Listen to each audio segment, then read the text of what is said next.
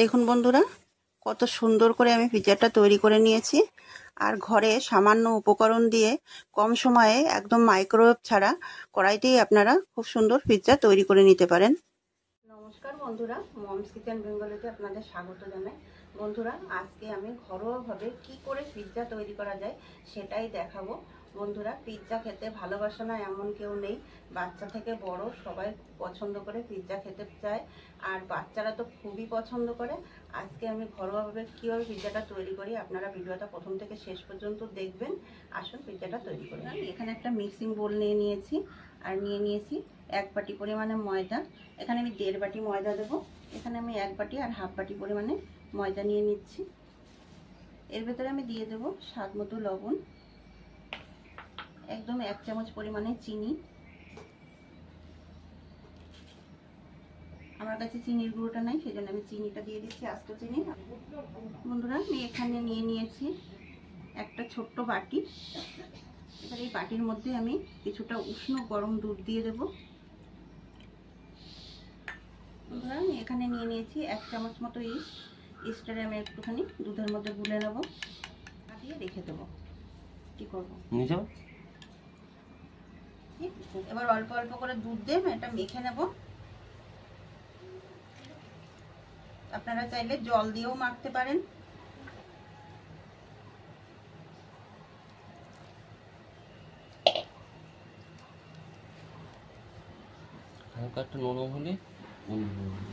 ময়দাটা খুব ভালো করে মেখে নিয়েছি, এখানে এরকম মেখে নিতে হবে। এবার আমি অল্প একটু তেল নিয়ে নেব। তেল নিয়ে এবার ময়দার গায়েটা ভালো করে মেখে নেব। এবার একটা থালা দিয়ে আমি ঢেকে রাখবো 1 ঘন্টার জন্য। বন্ধুরা, আমি এখানে চিকেন নিয়ে নিয়েছি। চিকেনগুলোকে আমি ছোট ছোট টুকরো করে কেটে নিয়েছি। এবার এর মধ্যে আমি দিয়ে দেবো অল্প করে একটু গোলমরিচের গুঁড়ো। এখানে আমি একটুখানি গোলমরিচের গুঁড়ো দিয়ে দিচ্ছি। দিয়ে দিচ্ছি অল্প পরিমাণে একটুখানি লবণ।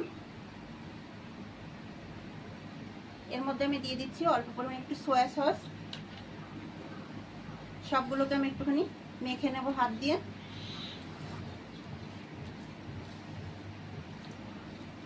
এর মধ্যে আর কিছু দেওয়ার দরকার নেই, এটা আমার রেডি হয়ে গেছে। আমি এটাকে ম্যারিনেট করে কিছু সময় ঢাকা দিয়ে রেখে দেবো। তত সময় আমি সবজিগুলো কেটে নেব। আমি আমার হাতের কাছে যে সবজিগুলো ছিল আমি সেগুলোই কেটে নিচ্ছি। আপনারা আপনাদের পছন্দ মতো সবজি এখানে নিয়ে নিতে পারেন। আমি এখানে নিয়ে নিয়েছি পেঁয়াজ, ক্যাপসিকাম আর টমেটো। এখানে আমি পেঁয়াজটাকে চৌকো চৌকো করে কেটে নিয়েছি, আর ক্যাপসিকামটাকে আমি লম্বা লম্বা করে কেটে নিয়েছি। টমেটোটাও আমি ছোট ছোট টুকরো করে কেটে নিয়েছি। আপনারা যে কোনো শেপ দিয়ে কেটে নিতে পারেন। বন্ধুরা, আমি টমেটোটাকে কেটে নেব, আর টমেটোর ভেতরের যে বীজগুলো থাকে সেগুলো আমি ফেলে দেব। আপনারা টমেটোর বীজগুলো ভেতর থেকে ফেলে দেবেন। আর লম্বা লম্বা বা চৌকো যে কোনো শেপে আপনারা কেটে নিতে পারেন। আমি লম্বা করে কেটে নিচ্ছি।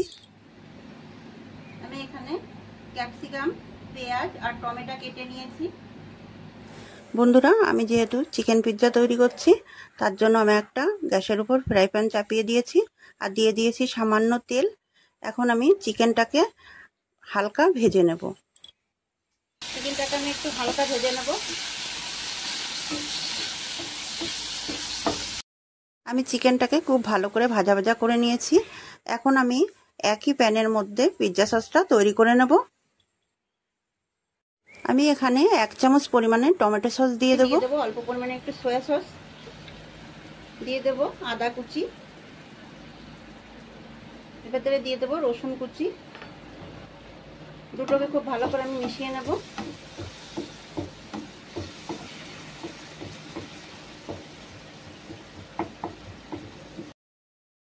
এর মধ্যে আমি দিয়ে দেবো একটুখানি লঙ্কার গুঁড়ো।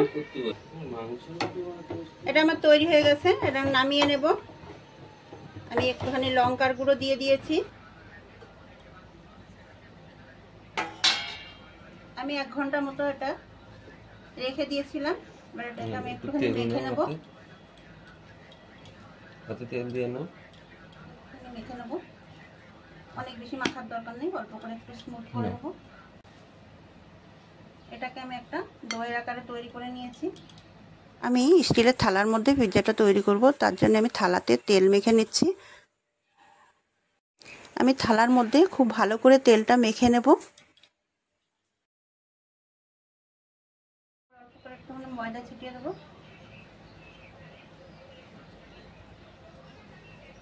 এবার আমি ময়দার ডোটা এইভাবে একটা থালার মধ্যে নিয়ে নেবো, নিয়ে একটু চেপে চেপে এটাকে আমি প্লেট করে নেবো।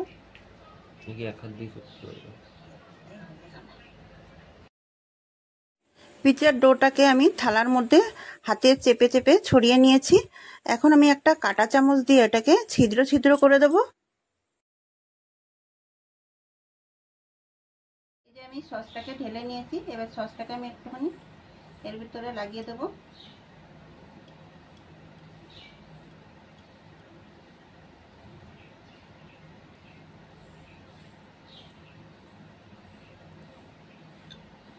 পুরো দিবা না তো খুলবে না, খুলবে না, এর মধ্যে এবার ই পড়বে, চিকেন পড়বে।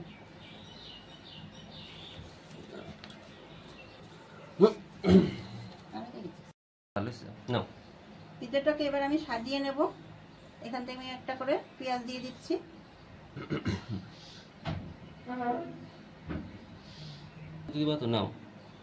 আমি একটা করে ক্যাপসিকাম দিয়ে দেবো। সবগুলো সাজানোর পরে চিজ দেবো, তারপর আবার এইগুলো দেবো তো। এবার আমি একটা করে টমেটো কুচি দিয়ে দেবো। টমেটো কোন না দিয়েছে বেশ।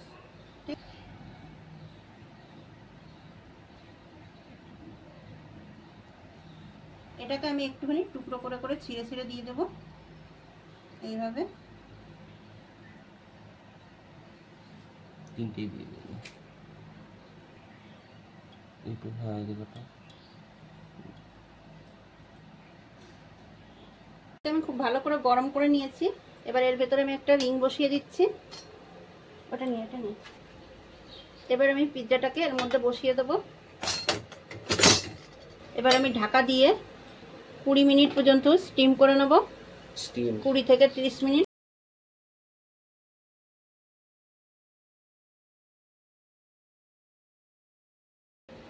দেখুন কতটা সুন্দর হয়েছে, দেখে মনেই হচ্ছে না যেটা আমি চুলায় তৈরি করেছি। আমি এবার এটাকে নামিয়ে নেব একটু ঠান্ডা করে। বন্ধুরা এটা আমি নামিয়ে নিচ্ছি, দেখুন কতটা সুন্দর হয়েছে। দেখুন বন্ধুরা আমি পিৎজাটাকে নামিয়ে নিয়েছি, আর কতটা সুন্দর হয়েছে পিৎজাটা। মাইক্রোওয়েভ ছাড়া যে এত সুন্দর পিৎজা তৈরি করা যায় না দেখলে বিশ্বাস করতে পারবেন না। পিৎজাটা এত সুন্দর হয়েছে, দেখুন নিচেটা একদম পুড়ে যায়নি। কোনো রকম মাইক্রোওয়েভ ছাড়া কড়াইতে এত সুন্দর পিৎজা তৈরি করা যায়, আপনারা একবার অবশ্যই বাড়িতে তৈরি করবেন। আমার কাছে পিৎজা কাটার নেই, আমি এখানে ছুরি দিয়েই পিৎজাটা কেটে দেখিয়ে দিচ্ছি।